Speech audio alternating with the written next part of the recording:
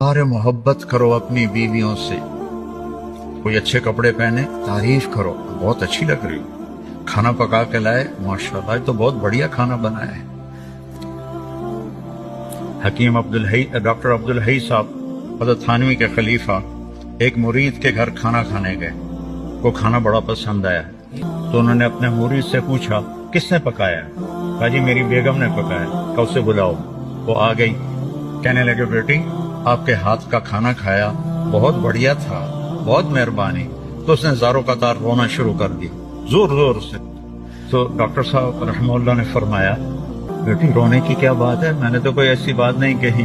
कहना हजरत मैं इस पे नहीं रो रही, मैं इस पे रो रही हूँ कि ये जो आपके मुरीद बैठे हैं, मैं 30 साल से इनके घर में हूँ, 30 साल से इन्होंने कभी एक दफा मुझे नहीं कहा कि तूने खाना अच्छा बनाया है, एक दफा भी नहीं कहा।